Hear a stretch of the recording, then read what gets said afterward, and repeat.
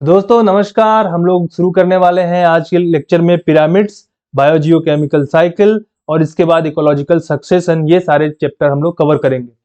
और इसके पहले मैंने एक और वीडियो बनाया था, अगर चाहें तो आप जाकर वो वीडियो देख लेना, जिसके अंदर फूड वेब, फूड चेन और जो इकोसिस्टम, इकोलॉजी, इनके बारे में भी समझाया गया है। ये जितने भी वीडियो हैं ये केवल टेट के लिए नहीं बल्कि यूपीएससी, यूपीपीसीएस, लेखपाल, इस तरह की जितनी भी भर्तियां होती हैं सभी में आपको काम आएंगी। तो सबसे पहले बात करते हैं पिरामिड्स। पिरामिड्स होते क्या है? तो कुछ इस तरीके का स्ट्रक्चर जो कि आपने अक्सर मूवीज वगैरह में देखा होगा, जो यहाँ पर कहाँ पाई जाती है, ये इजिप्ट यानी मिस्र के अंदर पाई जाती है। तो इन्हीं को पिरामिड्स नाम दिया जाता है, इस तरह के स्ट्रक्चर को। अगर इसी को ऐसे उल्टा बना दिया जाए तो क्या हो जाएगा? ये उल्टा पिरामिड, रिवर्स यानी कि उल्टा हो जाएगा। बात समझ में आई? तो ये पिरामिड्स हो गया। तो अब हमें जो पढ़ना है आज वही पिरामिड्स पढ़ना है कि पिरामिड्स बनते हैं अलग अलग। जैसा कि लास्ट लेक्चर में मैंने आपको ट्रॉपिकल लेवल के बारे में समझाया था कि भोजन ग्रहण करने के आधार पर जीवों को पोषाहार स्तरों में बांटा जाता है। जैसे कि सबसे नीचे जो ऐसे जीव जो कि अपने भोजन का निर्माण स्वयं कर लेते हैं उनको कहा जाता है ऑटोट्रॉप। ऑटोट्रॉप्स ऑटोट्रॉप्स ऑटोट्रॉप्स का मतलब होता है स्वपोषी। और ये स्वपोषी क्या करते हैं? अपना भोजन का निर्माण स्वयं करते हैं, तो इनको रखते हैं TL1 में। इसके बाद जो शाकाहारी होते हैं उनको TL2 में, जो इनके ऊपर निर्भर करते हैं। और जो मांसाहारी होते हैं उसको TL3 में। अब ऐसे ही उसके ऊपर भी अगर इस मांसाहारी जीव को भी कोई खाता है तो उसको TL4 में रखा जाता है। तो ये जो TL1, TL2, TL3, TL4, इनमें ही कैसा अगर ये देखा जाए, अगर कई अलग अलग प्रकार के जो है पिरामिड्स बनेंगे। एक पिरामिड्स बनेगा नंबर का। तो इस नंबर के पिरामिड्स में ये देखा जाएगा कि TL1 में नंबर ज्यादा है, TL2 में जी नंबर ज्यादा है, कि TL3 में या TL4 में। इसी के आधार पर पिरामिड्स का निर्माण होगा। मान लो TL1 में जो है नंबर ज्यादा है, तो यहाँ बेस क्या होगा? ये थोड़ा ज्यादा होगा, बड़ा होगा। चलो फिर से देखते हैं। तो अगर ये TL1 है, TL1 में क्या होगा? बेस बड़ा होगा। अगर मान लो TL2 में इससे कम जो है नंबर है तो उसका छोटा होगा। TL3 में और कम नंबर है तो और छोटा होगा। TL4 में और कम तो और छोटा। तो अगर इनके कोनों को अगर हम मिला दें ऐसे, तो क्या एक पिरामिड शेप में ये बन जाएगा? पिरामिड शेप में बन जाएगा। तो ये क्या हो जाएगा? एक पिरामिड। और कैसा पिरामिड दिख रहा है? ये सीधा। तो ये सीधा पिरामिड होगा। अगर यही उल्टा होता, अगर TL1 में कम नंबर होता, TL2 में ज्यादा नंबर होता तो कुछ ऐसे बनता, TL3 में और ज्यादा नंबर होता तो कुछ ऐसे बनता। तो अगर इसके मिलाएं ऐसे तो क्या बनता? एक पिरामिड बनता। लेकिन ये पिरामिड कैसा बनता? ये उल्टा पिरामिड बन जाता। बात समझ में आई? तो ये पिरामिड का कॉन्सेप्ट है कि पिरामिड कैसे बनेगा, राइट। तो अब हम बात करते हैं कि जो पिरामिड्स कैसे होते हैं, नंबर के पिरामिड कैसे बनाए जाएंगे। तो नंबर का पिरामिड कैसा होगा जरा देखो इसे। तो हमें नंबर काउंट करना है अलग अलग इकोसिस्टम के अंदर। तो अगर मान लो हमारे पास एक ग्रासलैंड है, ग्रासलैंड इकोसिस्टम है। तो ग्रासलैंड इकोसिस्टम में सबसे पहले आपको कल्पना करनी होगी कि TL1 में क्या आएगा। तो देखो TL1 में स्वपोषी यानी जितनी घासें होंगी वो आएंगी। अब TL2 में कौन आएगा? घास को खाने वाले जीव जो भी होंगे। जैसे अगर वहां पे ग्रासलैंड में हिरन है या गाय भैंस है, भेड़ बकरियां है, तो ये सारे किस में आ जाएंगे? TL2 में आ जाएंगे। TL3 में कौन आएगा? उसको खाने वाले जीव। जैसे कि अगर वहां पे लेपर्ड पाया जा रहा है या वहां पे कोई शेर पाया जा रहा है, चीता पाया जा रहा है, ये सब किस में आएंगे? TL3 में। और उनको भी अगर कोई खाने वाला जीव है तो वो टेबल TL4 में आएगा। बात समझ में आई? तो ग्रासलैंड के अंदर अगर नंबर की बात करें, इसकी नंबर के पिरामिड की बात करें, तो नंबर का ये पिरामिड कैसा बन जाएगा? तो सबसे पहले देखिए नंबर का पिरामिड कैसा बनेगा। सबसे पहले TL1 में अगर देखें तो घासों की संख्या तो बहुत ज्यादा होगी, कुछ ऐसे। इसके बाद उसको खाने वाले जो जीव जंतु होंगे जैसे गाय भैंस या फिर वहां पे भेड़ बकरियां, ये सारी जी होंगी, या हिरन, तो उनका नंबर कम होगा। इनको खाने वाले जो भी जीव होंगे, मान लें लकड़बग्घा हो गया या वाइल्ड डॉग्स हो गए, तो उनका नंबर और कम होगा। शेर, चीता, लायन, इनका नंबर और भी कम हो जाएगा। तो अगर ये देखें तो हमें कैसा प्राप्त हो रहा है? एक इस तरीके का शेप हमें यहाँ पे स्ट्रक्चर प्राप्त हो रहा है, यानी कि एक पिरामिड बन रहा है। तो ग्रासलैंड में नंबर का पिरामिड कैसा हो जाएगा? ये सीधा पिरामिड हो जाएगा। बात समझ में आ गई होगी। अगर हम यहीं पर बात करें ग्रासलैंड का, तो ये सीधा पिरामिड हो गया। अगर हम यहीं पर बात करें एक पॉन्ड की ले लेते हैं, चलिए पॉन्ड यानी कि तालाब की ले लेते हैं। तो तालाब में क्या होगा? वहां पर भी हम लोग देखेंगे नंबर का पिरामिड कैसा होगा। तो तालाब में क्या पाए जाएंगे? प्लैंक्टोन्स पाए जाएंगे, फाइटोप्लैंक्टोन्स, फिर जू प्लैंक्टोन्स। तो उनका नंबर क्या होगा? ज्यादा। उनको खाने वाले छोटे छोटी मछलियां उनका नंबर इन जूप्लांक्टन से या फाइटोप्लैंक्टन से कम, और उनको खाने वाली बड़ी मछलियां उनका नंबर और कम। तो ये भी पिरामिड कैसा हो जाएगा, ये भी पिरामिड सीधा बनेगा। यानी ग्रासलैंड का पिरामिड, पॉन्ड का पिरामिड नंबर का कैसा होता है, सीधा होता है। अगर यहीं पर हम एक ट्री इकोसिस्टम की बात करें, ट्री इकोसिस्टम, देखो मैंने बताया था ना, इकोसिस्टम एक जल की बूंद से लेकर एक बहुत बड़ा एरिया भी हो सकता है। तो ट्री इकोसिस्टम में नंबर के पिरामिड में अगर देखें तो उसमें सबसे निचले स्तर पे कौन है, जो कि ऑटोट्रॉप होगा यानी कि स्वपोषी, तो पेड़, पेड़ ये हुआ। पेड़ के रूप में ऊपर रहने वाले पशु पक्षी, उनका नंबर ज्यादा होगा, तो ये उससे बड़ा। और पशु पक्षियों के ऊपर जो पैरासाइट होंगे वो भी और भी ज्यादा, तो ये और ज्यादा। तो अगर यहां पर मिलाया जाए तो ये क्या, ये भी एक पिरामिड बनता है, लेकिन ये पिरामिड कैसा बन गया, ये उल्टा पिरामिड बन गया। बात समझ में आई? तो ये उल्टा पिरामिड हो गया। तो ट्री का जो नंबर का पिरामिड होगा वो कैसा होगा, वो उल्टा होगा। तो समझ में आ गया होगा आपके। तो नंबर के पिरामिड में मैंने आपको क्या बताया, ग्रासलैंड का पिरामिड क्या होगा, तो वो सीधा होगा। अगर हम बात करें पॉन्ड की तो वो भी सीधा होगा। अगर हम बात करें एक डिजर्ट की तो वो भी क्या होगा, सीधा होगा। लेकिन अगर जब हम बात करेंगे ट्री की बात करेंगे तो वो क्या हो जाएगा, वो उल्टा हो जाएगा। इतना याद रखना है आपको, ठीक है। अब हम बात करने वाले हैं बायोमास। बायोमास का अगर पिरामिड की हम बात करें, बायोमास का मतलब क्या हो गया, भार, उसका जैव भार। जैव भार का जो पिरामिड होगा वो कैसा होगा। तो सबसे पहले हम लोग एक एक स्तर में, जैसे मान लो मैं आपको बताइए TL1, TL2, TL3 ऐसे मैंने आपको बताया था। तो TL1 में यहाँ पे क्या, स्वपोषी जितने होंगे उनका भार ज्यादा है, या उनको खाने वाले शाकाहारी उनका भार ज्यादा है, या फिर उनको खाने वाले जो मांसाहारी हैं उनका भार ज्यादा है।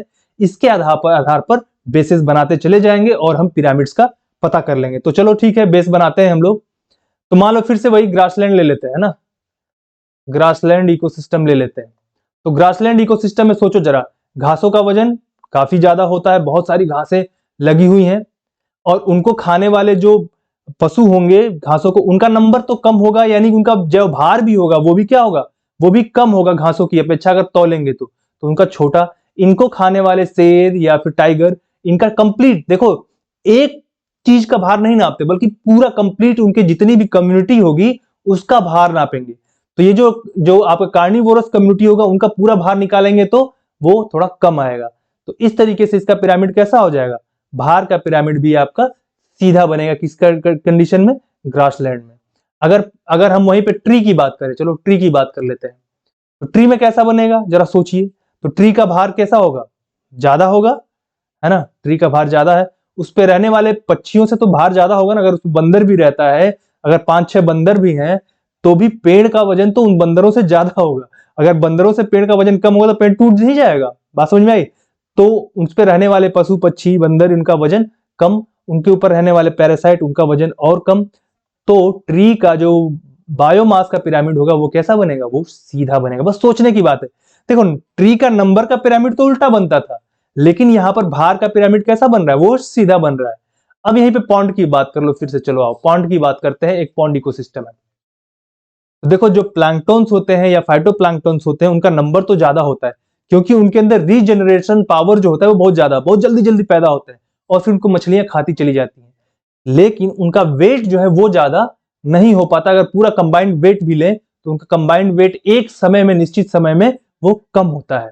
उनको खाने वाली जो मछलियां होती है छोटी छोटी, उनका वेट उनसे ज्यादा। और जब अगर किसी तालाब में अगर मछली आप मार लें तो आपको पता चलेगा कि बड़ी मछलियों का वेट ज्यादा होता है। तो पॉन्ड इकोसिस्टम में जो बायोमास का जो पिरामिड बनेगा वो कैसा बनेगा, उल्टा बनेगा।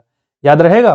तो चलिए ठीक है, इसको हम फिर से समझते हैं। तो इसमें ग्रासलैंड का जो होगा वो, ग्रासलैंड का सीधा, ठीक है, ट्री का सीधा। अगर डेजर्ट है तो उसका भी कैसा बनेगा, सीधा।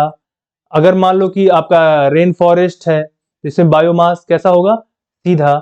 लेकिन अगर वहीं पर पॉन्ड की बात कर दे या लेक यानी झील की बात कर दे तो वहां पे पिरामिड कैसा हो जाएगा, वो उल्टा पिरामिड बनेगा। यही क्वेश्चन बार बार पूछा जाता है कि बायोमास का पिरामिड किस इकोसिस्टम में उल्टा होगा। तो जहां पर भी पॉन्ड, लेक या रिवर्स ये आ जाएंगे, यहां पे बायोमास का पिरामिड उल्टा हो जाएगा। ठीक है। अब अगली बात है पिरामिड ऑफ एनर्जी, ऊर्जा का पिरामिड कैसा होगा। तो याद रखो कि लिंडमैन ने एक चीज कहा था, 10% रूल। 10% रूल इन्होंने कहा था कि एक पोषाहार स्तर से दूसरे पोषाहार स्तर में जाने पर ऊर्जा केवल 10% ही अगले पोषाहार स्तर में जाती है। तो मान लो यहाँ पे 100% है तो अगले में 10%, उसमें इसका 10% यानी 1%, इसमें इसका 10% यानी पॉइंट। अब इसको अंकों में अगर ले लें तो मान लो यहाँ पे 1 लाख है ना, तो इसमें कितना जाएगा 10,000, और इसमें कितना जाएगा 1,000, इसमें कितना जाएगा 100, इसमें 10। तो अगर देखें कोई भी इकोसिस्टम हो तो पोषाहार स्तर में जैसे जैसे ऊपर जाएंगे ऊर्जा में कमी आती जाएगी। इसीलिए जो ऊर्जा का पिरामिड होता है वो हमेशा अपराइट होता है, हमेशा सीधा होता है, कभी भी उल्टा नहीं बनेगा, याद रखना। तो क्वेश्चन क्या पूछा जाएगा, पूछा जाएगा कि निम्नलिखित में से किसका पिरामिड हमेशा सदैव सीधा होगा। ऑप्शन दे देगा बायोमास, ऑप्शन दे देगा आपको नंबर, ऑप्शन देगा एनर्जी, और ऑप्शन दे देगा नन ऑफ द एबव। तो क्या लगा कराएंगे, ऊर्जा यानी एनर्जी का हमेशा क्या होगा, सीधा ही होगा। चलिए अब एक शब्द आता है प्रोडक्टिविटी, उत्पादकता। उत्पादकता क्या होती है, उत्पादकता का मतलब किसी भी एक पर्टिकुलर क्षेत्र में, जगह में, पर्टिकुलर समय के अंदर कितना प्रोडक्शन होता है, कितना उत्पादन होता है। और किसका उत्पादन, भोजन का उत्पादन, क्योंकि यहाँ पे इकोसिस्टम की बात कर रहे हैं, ठीक है ना। तो वो जो उत्पादकता है वो क्या हो सकता है, प्राइमरी प्रोडक्टिविटी हो सकती है। अब इसको प्राइमरी प्रोडक्टिविटी किसको कहा जाता है, तो ऑटोट्रॉप लेवल पे, यानी कि जो पहला स्तर था टीएल1 में, जहां पे ऑटोट्रॉप्स होते थे, स्वपोषी होते हैं, वहां पर जितने भी भोजन का निर्माण होता है उसको कहा जाता है प्राइमरी प्रोडक्टिविटी। क्या बोलते हैं उसको, प्राइमरी प्रोडक्टिविटी। और आपका जो सेकेंडरी प्रोडक्टिविटी होता है इसको कहा जाता है वहां पर जब हेट्रोट्रॉप पे आ जाता है, यानी कि आपका परपोषियों पर आ जाता है। तो प्राइमरी प्रोडक्टिविटी किस पे नापते हैं, प्राइमरी प्रोडक्टिविटी ऑटोट्रॉप पे नापते हैं। सेकेंडरी प्रोडक्टिविटी किस पे नापते हैं, वो परपोषियों के ऊपर। क्योंकि अब देखो पहली बार तो किसने बनाया, पेड़ पौधों ने, उसके बाद बाकी जितने लोगों ने पेड़ पौधों को खाया, उनको जिन्होंने खा लिया, तो वो लोग भी भोजन का निर्माण उनके शरीर में भी होता है, लेकिन उनको कहा जाएगा सेकेंडरी प्रोडक्टिविटी कहा जाएगा। अब प्रोडक्टिविटी को फिर से हम अलग अलग भागों में डिवाइड कर सकते हैं, कैसमें, ग्रॉस प्रोडक्टिविटी। ग्रॉस प्रोडक्टिविटी जैसे आप लोग पढ़ते हैं ना जीडीपी, जीडीपी यानी ग्रॉस डोमेस्टिक प्रोडक्शन, तो इसी तरीके से क्या है, ग्रॉस प्रोडक्टिविटी। तो अब ये क्या चीज है, तो टीएल1 में ग्रॉस प्राइमरी प्रोडक्टिविटी अगर बात करें तो टीएल1 में एक निश्चित समय के अंदर किसी भी इकोसिस्टम में जितने मात्रा में भोजन का निर्माण होता है उसको कहते हैं ग्रॉस प्रोडक्टिविटी। क्या बोलते हैं, ग्रॉस प्रोडक्टिविटी। यानी कि अगर मान लो एक ग्रासलैंड है, ग्रासलैंड के अंदर बहुत सारी घासें हैं, उन घासों ने जितने भोजन का निर्माण कर लिया जो है एक साल के अंदर, उसको क्या कहा जाएगा, ग्रास प्रोडक्टिविटी कहा जाएगा। और दूसरा शब्द होता है नेट प्रोडक्टिविटी। नेट प्रोडक्टिविटी इसका मतलब ये हुआ कि उन देखो जो घास होते हैं या पेड़ पौधे होते हैं वो भी क्या करते हैं, वो भी श्वसन करते हैं। अब आप लोग बताएंगे श्वसन की क्रिया में पेड़ पौधे क्या रिलीज करते हैं, कार्बन डाइऑक्साइड या ऑक्सीजन, ठीक है ना। क्यों ऐसा कहा जाता है कि रात में पेड़ पौधों के नीचे नहीं सो, इसका जवाब आप लोग किसमें देंगे, आप लोग जो है लिख कर दीजिए, मुझे कमेंट करके बताइए, ठीक। चलिए आगे मैं इसको बताऊंगा अभी नेक्स्ट लेक्चर में, जब आप लोग मिलेंगे तो मैं बताऊंगा कि आखिर ऐसा क्यों होता है कि रात में लोगों को पेड़ पौधों के नीचे सोने से मना किया जाता है, ठीक। अब जो है नेट प्रोडक्टिविटी क्या है, नेट प्रोडक्टिविटी जो ग्रास जो प्रोडक्टिविटी है इसमें से श्वसन की क्रिया को हटा दिया जाए, जो रेस्पिरेशन है उसको हटा दिया जाए तो क्या प्राप्त होगा, नेट। देखो पेड़ पौधे भी रेस्पिरेशन करेंगे तो ग्लूकोज का इस्तेमाल करते हैं, चलो मैं बता ही देता हूं, ग्लूकोज का इस्तेमाल करते हैं, ऑक्सीजन लेते हैं, और क्या छोड़ते हैं, कार्बन डाइऑक्साइड। अब लोग कहेंगे कि नहीं पेड़ पौधे तो ऑक्सीजन छोड़ते हैं, तो भैया पेड़ पौधे प्रकाश संश्लेषण की क्रिया में ऑक्सीजन छोड़ते हैं, न कि श्वसन की क्रिया में। श्वसन क्रिया में क्या छोड़ेंगे, कार्बन डाइऑक्साइड ही छोड़ते हैं। बात समझ में आई, इसीलिए कहा जाता है कि रात में न सो पेड़ पौधे के नीचे, क्योंकि रात में तो प्रकाश संश्लेषण होता नहीं, होता क्या, केवल श्वसन होता है, तो वो कार्बन डाइऑक्साइड छोड़ते हैं। तो उस श्वसन क्रिया में जितना भोजन का निर्माण यूज कर लिया जाता है उसके बाद जो भोजन बच जाता है उसको कहा जाता है नेट प्रोडक्टिविटी, यानी कि कुल प्रोडक्टिविटी, ठीक है ना, कुल उत्पादकता। ग्रास प्रोडक्शन को क्या कहा जाएगा, सकल उत्पादकता। बात समझ में आई। चलिए प्राइमरी प्रोडक्टिविटी किस पे डिपेंड करेगी, अगर कहा जाए प्राइमरी प्रोडक्टिविटी मतलब ऑटोट्रॉप्स के द्वारा जितना भी प्रोडक्शन किया गया वो किस पे डिपेंड करेगी, तो प्लांट की स्पीसीज पे, अलग अलग प्लांट, जैसे कि आपका जो पीपल का पेड़ कहा जाता है कि रात में भी वो प्रकाश संश्लेषण कर सकता है, हल्की हल्की अगर जो है चंद्रमा की रोशनी भी आ रही है तो उसमें भी वो कर सकता है। तुलसी का प्लांट भी कर सकता है। तो उनके स्पीसीज पे डिपेंड करता है कि कितना वो प्रोडक्शन कर पाएंगे। इसके अलावा वहां के इन्वायरमेंट फैक्टर पे भी डिपेंड करता है कि कितना प्रोडक्शन, जल की अवेलेबिलिटी है कि नहीं, लाइट की अवेलेबिलिटी है कि नहीं, उस इन सब चीजों पे डिपेंड करता है प्राइमरी प्रोडक्शन। ठीक है, अब कुछ इकोसिस्टम की यहाँ पे प्रोडक्टिविटी दी गई है जो आपसे पूछा जा सकता है कि बताइए निम्नलिखित में से कौन से इकोसिस्टम की प्रोडक्टिविटी ज्यादा है या कम है, इसको क्रम में सजाइए या ऐसे ABCD ऑप्शन देकर दे सकते हैं। तो याद रखिए सबसे ज्यादा प्रोडक्टिविटी किसकी है, ट्रॉपिकल रेन फॉरेस्ट की। इसके बाद जो कोस्टल मार्श यानी कि जो दलदली जो एरिया होता है जो समुद्र किनारों में जहां पे पेड़ पौधे पाए जाते हैं उसका। फिर है टेम्परेट डेसिडुअस फॉरेस्ट। इसके बाद है ओशियन क्लोज टू जो किनारों के नजदीक जो ओशियन है वहां पे। फिर जो बड़ी बड़ी घास के मैदान होते हैं वहां पे। फिर पूरे ओशियन जो है वहां पे। और फिर ये डेजर्ट में। तो ओपन ओशियन में कम। देखो प्रोडक्टिविटी बताना, एक निश्चित एरिया में ही प्रोडक्टिविटी काउंट की जाती है ना।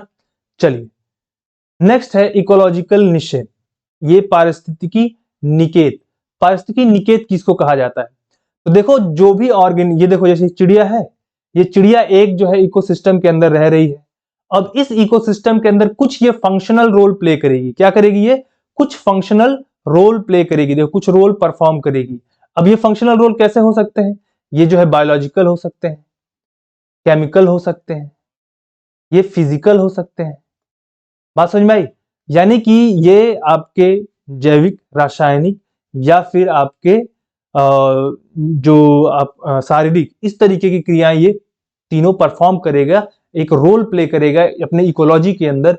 और वो रोल क्या होगा, एक विशेष रोल होगा।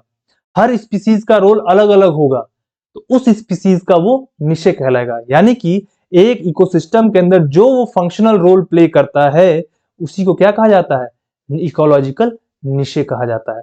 अब हर जो स्पीसीज होगा उसका इकोलॉजिकल निशे अलग होगा। जैसे मान लो कि एक घर में आप हैं तो आप कुछ अलग एक्टिविटीज करते हैं, उसी घर में एक कुत्ता है वो अलग एक्टिविटी करता है, एक बिल्ली अलग एक्टिविटी, चूहा अलग, कॉकरोच अलग। यानी सबका जो फंक्शनल रोल है प्ले करने का वो क्या है, सब अलग अलग होता है। तो देखिए एक स्पीसीज का दूसरे स्पीसीज से जो निशे होगा वो बिल्कुल अलग अलग होता है। अगला शब्द आपका है वो है हैबिटेट। हैबिटेट क्या है, जहां पर आवास, प्राकृतिक आवास, जहां पे कोई निवास कर रहा हो।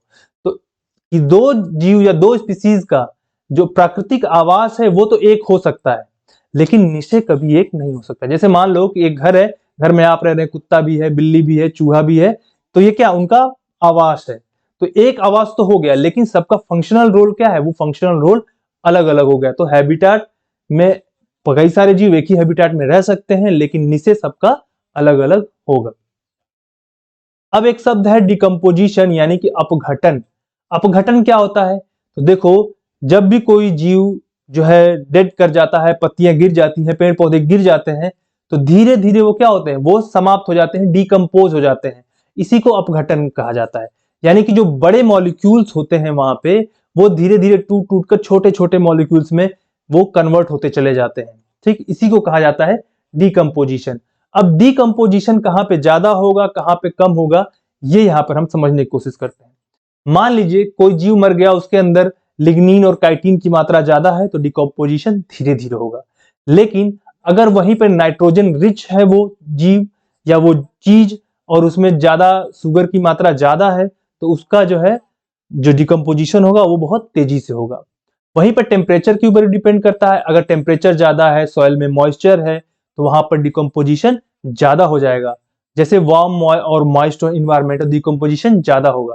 लेकिन वहीं पर टेम्परेचर अगर कम है तो वो क्या होगा, फिर वहां पे डिकम्पोजिशन की क्रिया धीरे पड़ जाएगी। तो ये कुछ क्वेश्चन पूछे जा सकते हैं कि मान लीजिए कि एक जीव है उसके अंदर नाइट जो है लो टेम्परेचर पे है, तो क्या डिकम्पोजिशन ज्यादा होगा, कम होगा, तो वो कम होगा।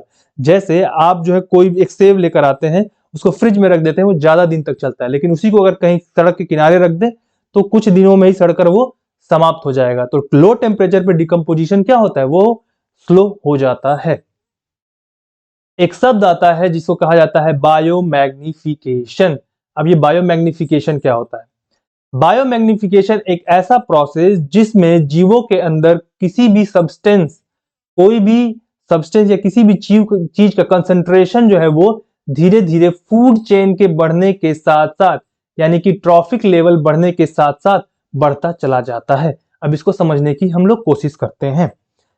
कहने का मतलब है जैसे मान लो कि ये एक ट्रॉपिक लेवल्स बना हुआ है TL1, ये बना हुआ है TL2, ये है TL3। तो यहाँ पेड़ पौधे के यहाँ पे DDT का छिड़काव हुआ, DDT का छिड़काव यहाँ पेड़ पौधों में हुआ। तो अब इनके अंदर DDT की मात्रा सभी पेड़ पौधों में कुछ ना कुछ चली जाएगी।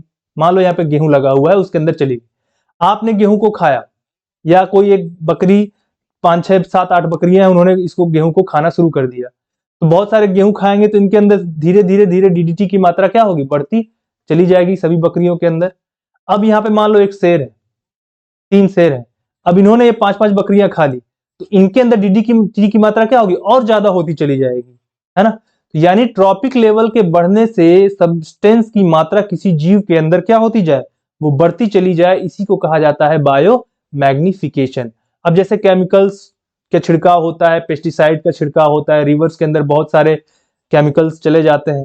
तो एक्वेटिक ऑर्गेनिज्म जैसे मछलियां वगैरह हैं, आप मछलियों के अंदर तो वो मात्रा थोड़ी कम होगी, लेकिन जब कई सारी मछलियां आप खा लेंगे तो आपके अंदर वो मात्रा बढ़ती चली जाएगी। या मछलियों को कोई चिड़िया खाना शुरू कर दे, तो बहुत सारी चिड़िया ने 10 मछलियां खा ली, तो 10 मछलियों के अंदर जितनी DDT होगी वो सारे के सारे एक पक्षी के अंदर चली जाएगी। तो ये हार्मफुल जो सब्सटेंस है, इनका कंसंट्रेशन धीरे धीरे टिश्यूज के अंदर उनके बढ़ते जाते हैं, और इसकी वजह से उनके जो इंटरनल ऑर्गन्स होते हैं वो धीरे धीरे फेल होते जाते हैं, खराब होते चले जाते हैं।